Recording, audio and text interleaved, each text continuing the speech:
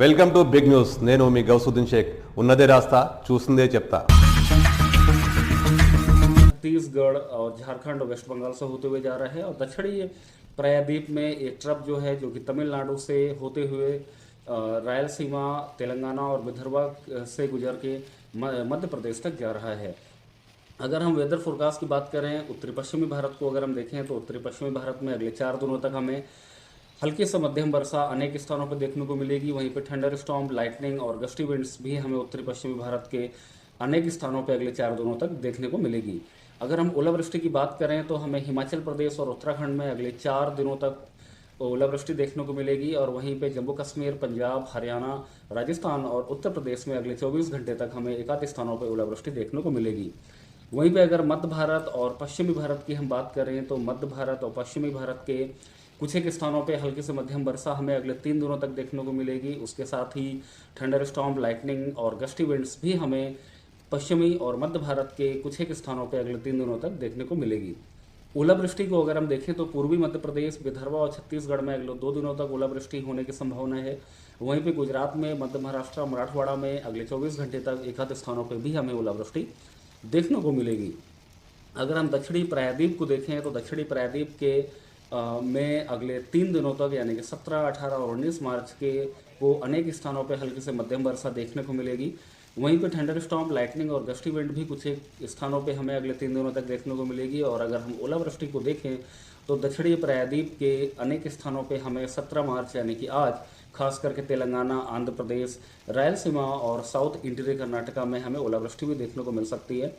अगर हम भारी वर्षा की बात करें तो कोस्टल आंध्र प्रदेश में अगले 3 दिनों तक हमें एकाध स्थानों पर भारी वर्षा देखने को मिलेगी। वहीं पर तेलंगाना में अगले 2 दिनों तक और रायलसीमा में अगले 24 घंटे के अंदर हमें एकाध स्थानों पर भारी वर्षा देखने को मिलेगी। अगर हम पूर्वी और उत्तरी पूर्वी भारत की बात करें तो पूर्वी और उत्तरी पूर्वी भारत में अगले 5 दिनों तक हमें हल्की से मध्यम वर्षा अनेक स्थानों पे, थंडर स्टॉर्म, लाइटनिंग और गस्टी विंड्स भी हमें कुछ एक स्थानों पे अगले 5 दिनों तक देखने को मिलती रहेगी। वहीं पे अगर हम ओलावृष्टि की बात करें तो जो हमारा सिक्किम है, वेस्ट बंगाल है, दक्षिणी आसाम है, मेघालय और त्रिपुरा, झारखंड और वेस्ट बंगाल में अगले 24 घंटे यानी कि 17 मार्च को में कुछ एक स्थानों पे ओलावृष्टि देखने को मिलेगी। वहीं पे बिहार और उड़ीसा के कुछ एक स्थानों पे हमें 17 और 18 मार्च को ओलावृष्टि देखने को मिलेगी। अगर हम भारी वर्षा की बात करें तो अरुणाचल प्रदेश और असम और मेघालय में हमें 19 और 20 मार्च को भारी वर्षा देखने को मिलेगी। वहीं पे त्रिपुरा के कुछ एक स्थानों पे हमें 20 मार्च को भारी वर्षा देखने को मिलेगी।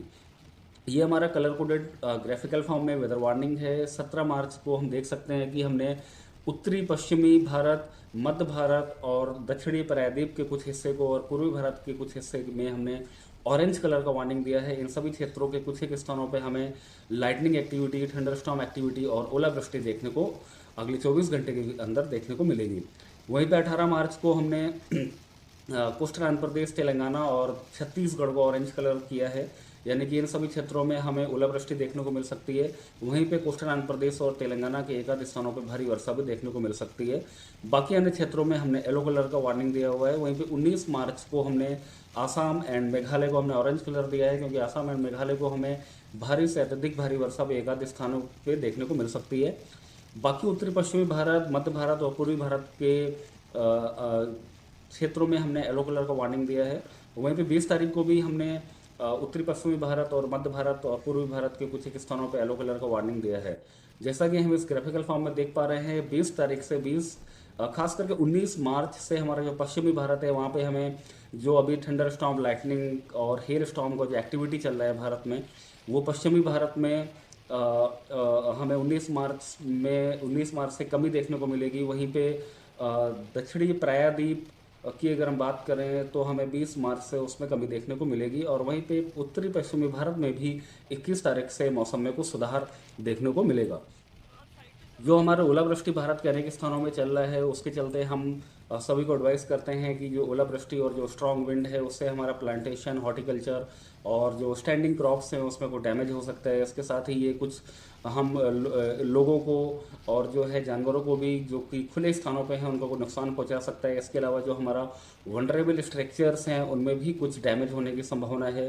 जो हमारे कच्चे घर हैं, कच्ची वाल्स हैं या झोपड़ियाँ हैं, उनमें भी कुछ नुकसान होने की संभावना है ओलावृष्टि और तेज़ हवाओं के चलते।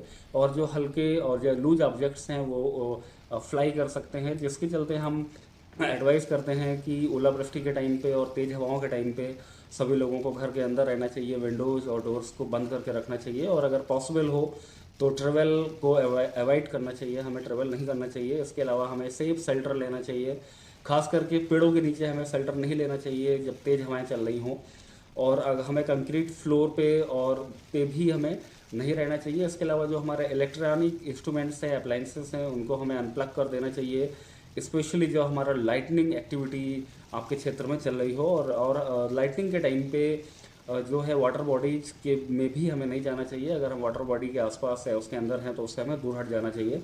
और जितने भी ऑब्जेक्ट्स हैं जो कि इलेक्ट्रिसिटी कंडक्ट करते हैं, उनसे हमें दूर रहना चाहिए।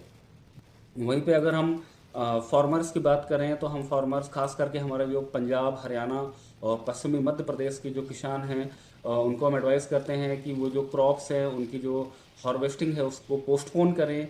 इसके साथ ही जो जो लोग ऑलरेडी हार्वेस्ट कर चुके हैं क्रॉप्स को, उनको वो सुरक्षित स्थानों पे रखें जिससे कि कोई नुकसान ना हो। इसके अलावा जो गेहूं के हमारे खेत हैं उनमें जो है अभी पानी लगाने से हमारे किसान भाइयों को बचना चाहिए। और वहीं पे अगर राजस्थान की हम बात करें तो राजस्थान में जो है मस्टर्ड और चिकपी की जो है उनको हार्वेस्टिंग कर लेना चाहिए। और पूर्वी मध्य प्रदेश में भी अगर हम बात करें तो जल्दी से जल्दी सभी किसानों को चिकपी और गेहूं की हार्वेस्टिंग कर लेना चाहिए। वहीं पे अगर हम मध्य महाराष्ट्र की बात करें तो वहाँ पे जो व्हीट, पल्सेस और जो ग्रेप्स हैं उनकी भी किसानों को हार्वेस्टिंग जल्दी से जल्दी कर लेना चाहिए और उनको सुरक्षित स्थान पर रखना चाहिए। मराठवाड़ा की अगर हम बात करें तो वहाँ पे अभी फसलों की हार्वेस्टिंग नहीं करना चाहिए, किसानों को अपनी हार्वेस्टिंग जो है उसको पोस्टपोन कर लेना चाहिए। उसके साथ ही जिन भी क्षेत्रों में अगर ओलावृष्टि